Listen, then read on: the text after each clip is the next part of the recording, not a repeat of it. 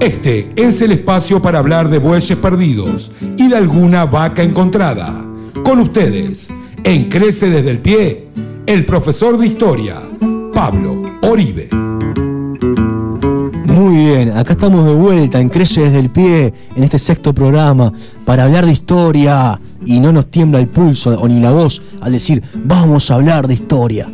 Esta historia latinoamericana que da para todo. Sí, Latinoamérica es un continente muy, pero muy rico. Y en el cual nos sentimos muy cómodos siendo latinoamericanos. Ya saludamos a la gente que se está comunicando con nosotros, como a Petucci en Facebook, y a todos aquellos que nos hacen sentir que nos están escuchando. Hoy en la columna de historia vamos a hablar de la revuelta zapatista, pero no de Emiliano Zapata, que hablamos un poco cuando hablamos de Pancho Villa, sino que vamos a hablar del zapatismo, del Ejército Zapatista de Liberación Nacional y del lenguaraz subcomandante Marcos, que es un personaje muy interesante que tiene muchas facetas, las cuales vamos a pasar a detallar. Tengamos en cuenta algo. El Ejército Zapatista de Liberación Nacional está profundamente influenciado, obviamente, por Emiliano Zapata, aquel líder campesino que es asesinado en 1919 por el que aquí entonces era el presidente de México, que era Carranza. Les recuerdo que hemos dicho que la Revolución Mexicana, la parte más, valga redundancia, revolucionaria, eran Villa y Zapata, que eran los que estaban más a favor de las causas campesinas. Los indígenas. Claro. Y los indígenas, principalmente esto en el caso de Zapata, no tanto en el de Villa. Y que esa causa quedó postergada con la derrota del villismo y el zapatismo. Habían hecho una alianza, el Centauro del Norte, Pancho Villa, con el Caudillo del Sur, como le decían Emiliano Zapata. ¿Qué pedía Emiliano Zapata? Bueno, libertad y tierra para los indios. Y esto, en esencia, es lo mismo que piden el Ejército Zapatista de Liberación Nacional, liderado, entre comillas, por Marcos. ¿Cuándo surge el Ejército Zapatista de Liberación Nacional? Hace su irrupción en la faz pública hacia 1994. El 1 de enero de 1924, el mundo se despierta con la noticia de que desde la selva que está al sureste de México, en Chiapas, tomaron varios municipios este Ejército Zapatista de Liberación Nacional, liderados por Marcos.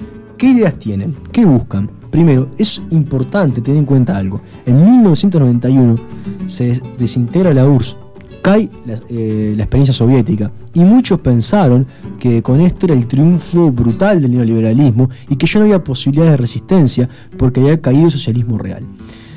Con la llegada de los zapatistas en el 94, la irrupción pública en el mundo, en el orbe, se da lugar a una nueva fase, o una nueva forma de resistencia, y genera muchas simpatías a nivel mundial y también mucho apoyo de la sociedad civil mexicana.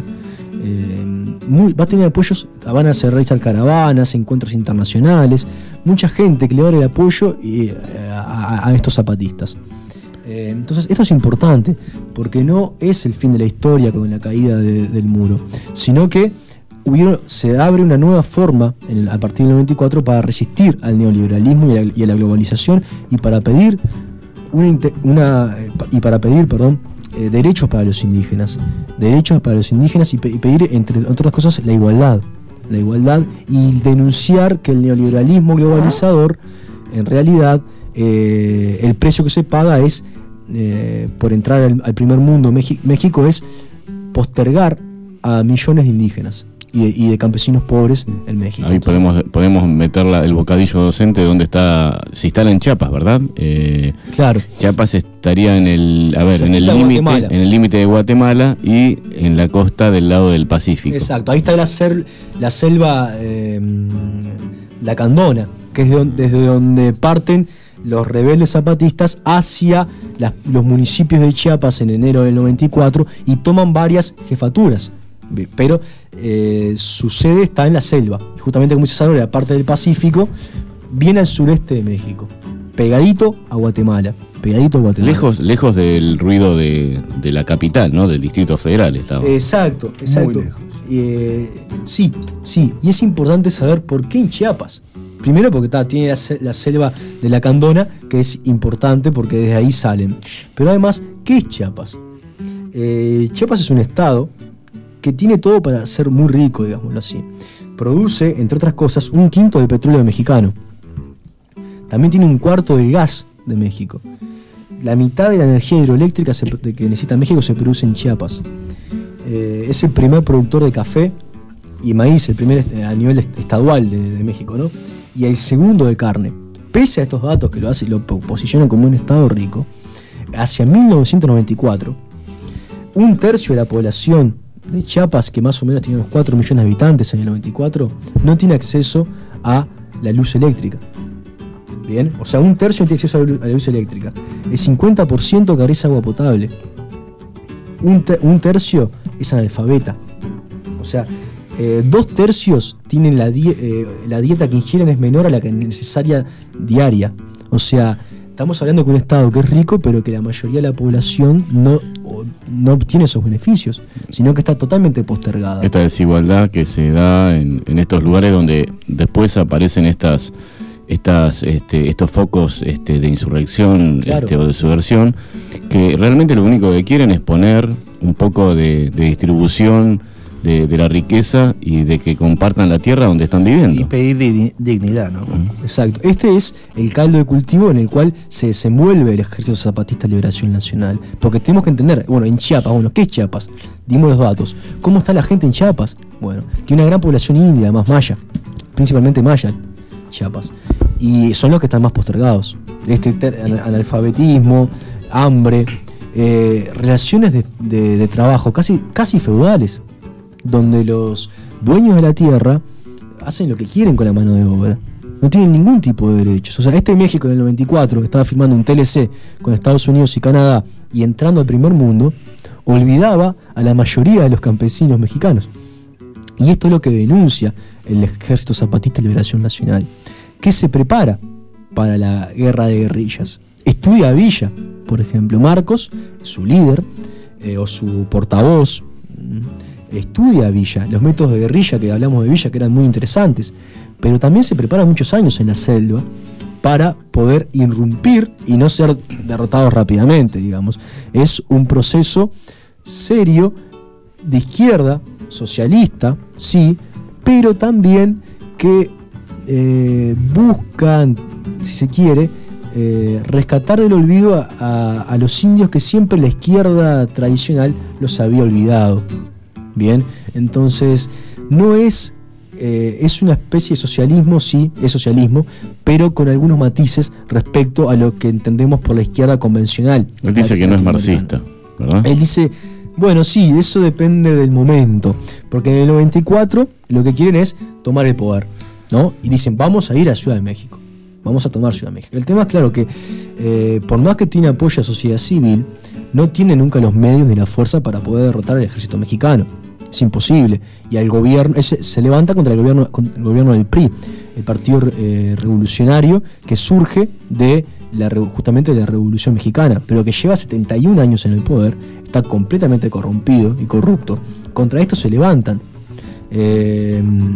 No van a poder nunca derrotar, ni siquiera poner medianamente en jaque al gobierno mexicano, pero sí obligarlo a negociar, por todo el apoyo internacional y también de la sociedad civil mexicana que va a recibir el zapatismo. Tuvo mucho apoyo al principio. Muchísimo apoyo.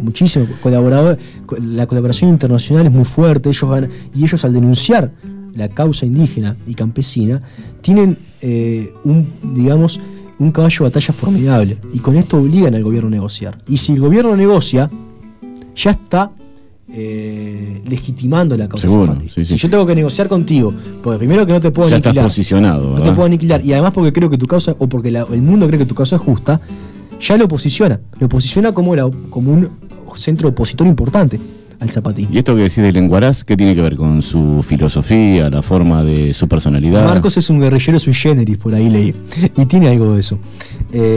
Marcos, todo parece indicar que es el Rafael Guillén Vicente. Siempre ha negado Marcos esto. Él ha negado terminantemente que él es Guillén.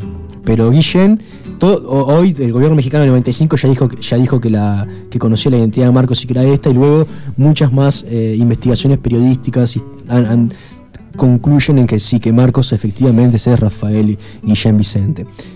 Cosa que él niega. pero que todo parece indicar, todo parece concordar, digámoslo así, porque la familia de Guillén dice que Guillén desaparece en el 84 y no sabe el paradero. Y además, en el 84 justo empiezan a entrenarse en la selva, ¿no?, estos guerrilleros, para poder luego en el 94 hacer su irrupción en el concierto mundial. Pero este Guillén es un estudiante de filosofía de la UNAM, que se gradúa con una medalla, como una medalla académica, ¿no?, a la excelencia en la Universidad de la UNAM, y luego es profesor en otras universidades mexicanas. Bueno, Marcos seguro es Rafael Guillén. Y además él después hace un discurso en la UNAM y digamos que ahí se nota que Marcos estuvo mucho tiempo ahí. Casi lo cuenta. Casi lo cuenta, digamos, casi lo cuenta. Pero es lenguaraz, porque además es filósofo. Y además de filósofo, tiene muchos cuentos y hasta poeta. Entonces, y hace toda una estética importante con el pasamontañas, con la pipa. Tiene muy, muy en cuenta el sentido de la propaganda, si se quiere. Y es una imagen en la cual un interlocutor formidable para el movimiento. Y por esto digamos que es lenguaraz, y todas sus declaraciones están cuidadas, no solo lo que dice, sino la forma y la estética con las que lo dice. Bien. Hoy por hoy es una persona que debe tener 50 y... Nace en el 57. 53, 54 años. Sí. O sea que en este momento, cuando irrumpe en el 94, tendría 40 años, ¿no? Sí. Y bueno, vamos a seguir con la parte. Ahora tenemos que ir a una pausa y enseguida volvemos a contar bien la historia del subcomandante Marcos, sus ideas y también algo de su vocación literaria. Pausa. Espacio publicitario.